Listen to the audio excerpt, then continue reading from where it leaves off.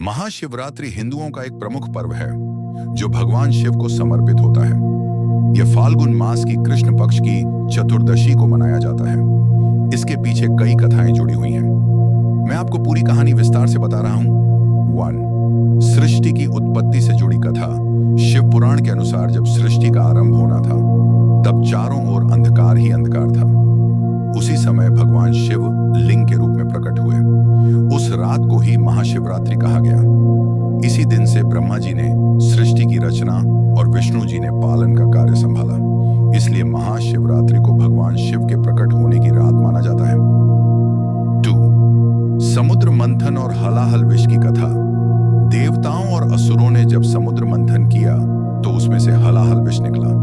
उस विष की ज्वाला से तीनों लोग जलने लगे। तब सभी देवता भगवान शिव के पास पहुंचे। भगवान शिव ने सभी प्राणियों की रक्षा के लिए उस विष को अपने कंठ में धारण कर लिया। विष पीने से उनका गला नीला हो गया और वे नीलकंठ कहलाए।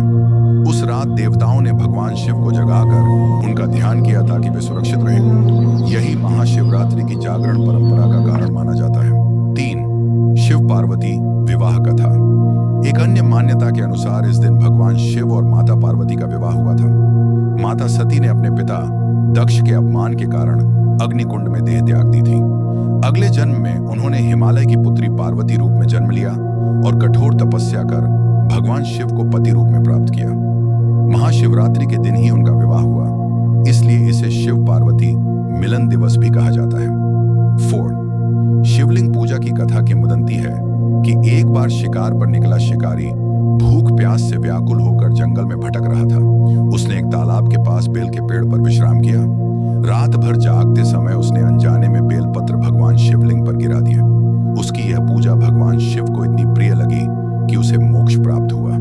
तभी से महाशिवरात्रि पर शिवलिंग पर बेलपत्र चढ़ाने की परंपरा शुरू हुई।